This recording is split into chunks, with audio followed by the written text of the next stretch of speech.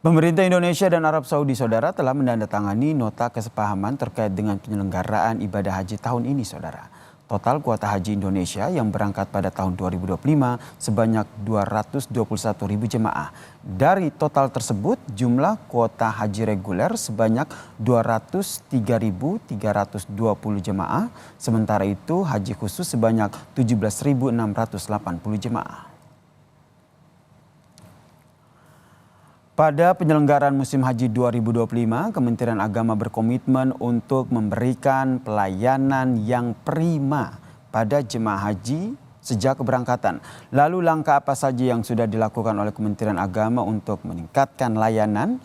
Kita akan membahasnya dengan anggota Komisi 8 DPR fraksi PDI Perjuangan, Mbak Sely Gantina yang telah bergabung bersama kami, dan kami juga masih mencoba untuk menghubungi sudah terhubung dengan Direktur Layanan Haji Luar Negeri Kementerian Agama. Sudah bergabung bersama kami Pak Mukhlis Hanafi. Selamat petang Pak Mukhlis. Selamat petang Mbak Sely. Selamat sore Mas Yasin.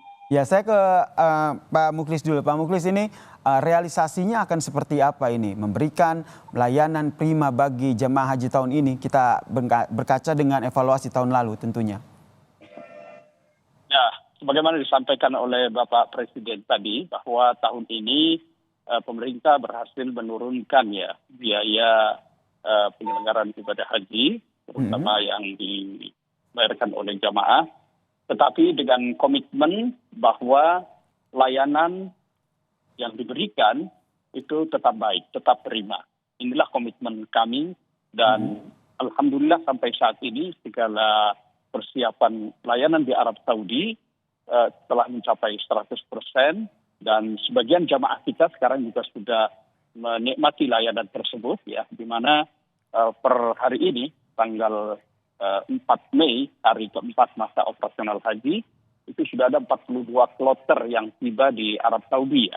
Ada sekitar 16.344 jamaah yang sudah berada di Arab Saudi, sekitar 8,04% ya. Dan hari ini itu akan terbang 21 kloter, kira-kira 8 ribuan jamaah ya. Dan alhamdulillah sejauh ini, sejak kedatangan jamaah haji di Arab Saudi tanggal 2 Mei yang lalu, sejumlah layanan yang terkait dengan akomodasi di Madinah, transportasi, konsumsi, itu alhamdulillah berjalan dengan baik. Kalaupun ada masalah sedikit, berhasil kita komunikasikan karena persoalan haji ini lintas negara, sehingga kita juga berkoordinasi dengan otoritas Arab Saudi. Baik, Pak Mukhlis, persiapan itu sudah cukup. Kalau kita lihat, kalau berevaluasi dari penyelenggaraan haji tahun lalu, yang menjadi beberapa evaluasinya adalah tenda yang ada di Mina, tenda yang ada di Arafah, jumlah kapasitasnya yang akhirnya membludak di sana, kemudian soal makanan, hal-hal apa saja yang akhirnya sudah diperbaiki sehingga masalah tersebut tidak terulang lagi di tahun ini? Memang betul, persoalan paling krusial itu ada di Arafah, Muzdalifah, Mina ya. Oleh karenanya sejak dini kita sudah mengantisipasi, belajar dari tahun-tahun lalu, terutama untuk mengurai kepadatan yang ada di Muzdalifah, mengurai kepadatan yang ada di Mina, bagaimana haji yang kita berikan layanan itu tetap ramah lansia. Maka sejak dini kami sudah menerbitkan keputusan Dirjen Penyelenggaraan Haji dan Umroh nomor 137 tahun 2025 tentang petunjuk pelaksanaan layanan khusus jamaah Indonesia pada fase Armuzda. Di situ ada 3 program yang kita tawarkan.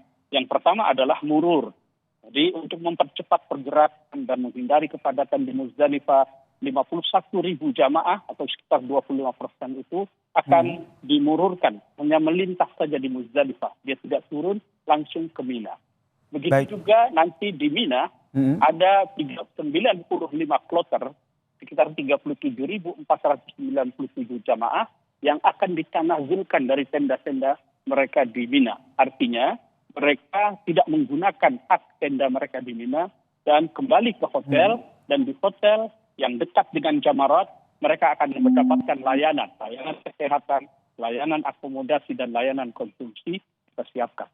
Baik, Itu Pak Muklis, kemudian hari ini kita sama-sama menyaksikan Presiden Prabowo Subianto meresmikan terminal khusus umroh dan haji. Apa dampak langsungnya, apa yang bisa dirasakan langsung oleh jemaah haji yang berangkat tahun ini? untuk jamaah haji, terutama yang melalui Bandara Cengkareng ya, sejak beberapa tahun terakhir ini memang telah menikmati fasilitas layanan fast track ya yang disiapkan oleh pemerintah Arab Saudi atau Maksarut, sehingga proses mereka di Bandara Cengkareng, begitu juga yang ada di Surabaya dan di Solo, itu bisa lebih cepat ya. Mereka tidak perlu menunggu lama untuk proses imigrasinya. Bahkan nanti saat tiba di Bandara Madinah atau Jeddah pun mereka sudah bisa langsung karena sudah diselesaikan oleh pihak otoritas Saudi di Bandara Cengkareng dan Surabaya serta Solo itu. Baik. Jadi harapannya memang lebih memberikan kemudahan ya kepada jemaah haji, termasuk juga ke depannya untuk jemaah umroh. Memberikan kemudahan untuk jemaah haji. Saya ke Mbak Seli, pengawasannya seperti apa sehingga betul-betul tadi seperti yang disampaikan pelayanan haji prima tahun ini bisa terrealisasi? Pengawasan dari DPR tentu saja dari mulai sebelum pemberangkatan, Mm-mm. kemudian saat pemberangkatan, kemudian saat kita berada di Makkah, di Madinah, termasuk puncak haji itu ada di Al-Musna, Arafah, Musdalifah, dan Mina, dan terakhir adalah pasca kepulangan. Dan tentu DPR kita dibagi menjadi dua gelombang, atau ada dua kelompok, yaitu kelompok yang memang berangkat di awal, selisih 3 hari, yang fokus untuk memperhatikan pada saat kondisi jamaah sudah masuk di Mekah. Dan tentu saja kami juga mengapresiasi upaya-upaya yang dilakukan oleh Kementerian Agama, karena hari ini Kementerian Agama adalah pelaksana ibadah haji yang terakhir atau yang wada ya, karena tahun depan sudah dilakukan oleh Badan Penyelenggara Haji. Kami tentu berharap bahwa apa yang menjadi catatan Pansus Hak Angket Haji tahun lalu, tahun 2024, bisa direalisasikan terutama dari sisi pelayanan oleh Kementerian Agama. Kalau tadi ditanyakan bagaimana transportasi, kita mengalami delay berkali-kali sehingga mengganggu pada perputaran perjalanan para jamaah, baik itu pada saat mereka datang maupun kepulangan, sehingga di tahun lalu dari unsur ibadah saja para jamaah tidak bisa melaksanakan yang namanya arba'in di Madinah selama 8 sampai dengan 9 hari. Nah, tentu catatan ini sangat penting, jangan sampai pelayanan mengganggu ibadah mereka. Kalau hanya untuk fasilitas yang menyangkut dengan konsumsi, transportasi, kita masih bisa mengevaluasi. Dan hari ini juga saya mendapatkan informasi bahwa pemerintah Indonesia dalam artian Kementerian Agama sudah melakukan kerjasama dengan 8 syarikah atau 8 perusahaan yang akan melayani para jamaah Indonesia yang sebanyak 221.000 atau untuk regulernya 203.000. Kalau tahun lalu hanya ditangani oleh 2 syarikah, bahkan ada 1 syarikah yang tentu saja menjadi pelayanannya tidak maksimal, karena kami mengetahui untuk melayani 100.000 jamaah itu kan butuh personil yang sangat banyak. Dan saya juga harus menyampaikan kepada Kementerian Agama berikutnya bahwa masalah pembiayaan haji yang hari ini sedang dibahas pun tidak boleh luput. Kalau tadi Pak Presiden menyampaikan sudah ada kerjasama untuk membangun kampung haji di Saudi dan diberikan fasilitas sana sebesar 50 hektar dan konsensus 100 tahun, tentu ini menjadi bagian yang harus dipikirkan secara matang agar ke depan kalau itu bisa dilaksanakan, maka BPIH, biaya penyelenggaraan ibadah haji, dan BPIH, biaya perjalanan ibadah haji jamaah, harus bisa berkurang. Bisa berkurang lagi ya, karena salah satu solusi yang ditawarkan agar biaya haji ini bisa diturunkan adalah melobi pemerintah Arab Saudi untuk membangun perkampungan haji kecil di sana. Sebenarnya ini kan sudah lama isu ini mencuat, tapi informasinya kendalanya adalah bagaimana regulasi ataupun lobby-lobby dengan Arab Saudi. Ini update-nya seperti apa? Ya, saya mengakui bahwa ada kesusahan dari pemerintah Indonesia untuk bisa melakukan lobby karena regulasi yang hari ini yang kita pergunakan ada 2 undang-undang, yaitu Undang-Undang Penyelenggaraan Ibadah Haji dan Undang-Undang Pengelolaan Keuangan Haji yang membatasi kepada BPKH selaku Badan Pengelola Keuangan Haji untuk bisa melakukan investasi langsung di Saudi Arabia. Tentu ini akan menjadi beban kepada para jamaah pada saat kita penetapan BPIH dan BPIH setiap tahun. Kita mengetahui bahwa untuk penetapan BPIH itu kan bukan ditentukan oleh rupiah, tetapi ditentukan oleh kurs dolar maupun SAR atau real.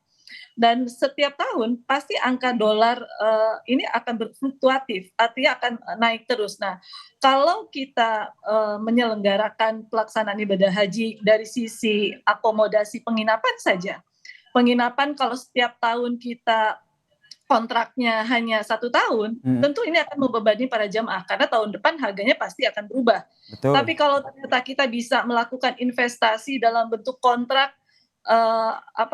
maktab atau hotel untuk Indonesia selama 5 sampai dengan 10 tahun, pada saat musim haji bisa dipergunakan oleh para jamaah kita, pada saat tidak musim haji bisa dipergunakan oleh jamaah umroh, tentu akan mengurangi biaya yang dibebankan kepada para jamaah. Kalau memang perkampungan kecil ini akan terrealisasi begitu. Nah, kalau tidak terrealisasi, apakah memungkinkan apa yang tadi disampaikan oleh Presiden Prabowo Subianto akan menurunkan lagi biaya haji tahun depan yang sudah turun 4 juta ini bisa terlaksana, Mbak Sally? Insya Allah bisa, karena memang kemarin sebetulnya pada saat kita menetapkan biaya perjalanan ibadah haji BP yang ditetapkan kepada para jamaah sangat memungkinkan untuk kita melakukan pengurangan kembali. Tetapi kan waktu yang sangat terbatas sehingga diputuskan di angka 89 juta turun 4 juta ya, karena tahun sebelumnya BPIH itu di angka 93.400.000. Nah, kami melihat bahwa komunikasi dan efisiensi yang dilakukan oleh kita, baik itu DPR maupun Kementerian Agama belum maksimal, terutama saat kita berkolaborasi dengan kementerian lembaga yang memang ikut menjadi penyelenggara ibadah haji. Contoh di perhubungan, kita ada 3 maskapai, ada Saudi Arabia, ada Garuda, dan Lion Air.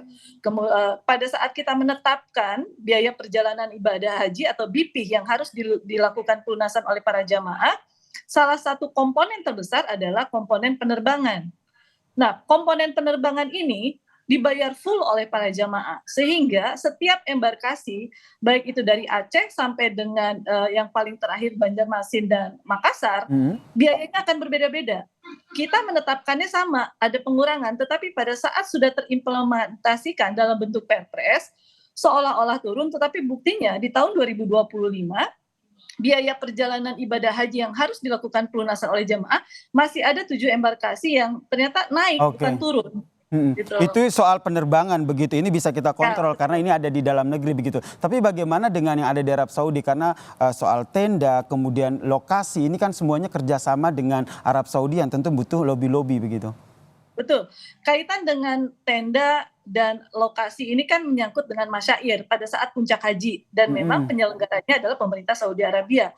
Tetapi komponen terbesar itu justru bukan cuma masyair, tetapi adalah pada saat mereka ada 42 hari di luar puncak haji itu hanya 5 hari. Sisanya baik itu di Mekah dan maupun Madinah, kita kan menyewa beberapa hotel yang ada di sekitar Mekah, yang paling jauh itu jaraknya mungkin sekitar 4 km, sementara di Madinah yang paling jauh itu jaraknya 1 km. Nah, setiap tahun kita selalu melakukan kontrak yang harganya selalu berbeda-beda. Nah, kalau tahun depan dengan perubahan undang-undang pengelolaan keuangan haji dan penyelenggaraan ibadah haji itu mudah-mudahan tahun ini tahun ini sudah kita selesaikan, mungkin sekitar bulan September atau bulan Oktober, maka pemerintah Indonesia bisa melakukan investasi di mana mungkin nanti untuk penginapan kita bisa kontraknya untuk 10 tahun sampai dengan 20 tahun.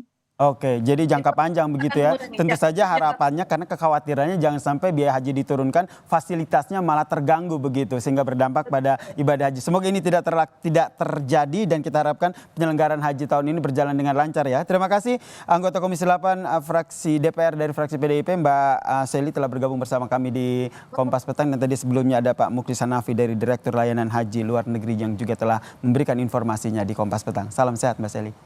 Salam sehat semua.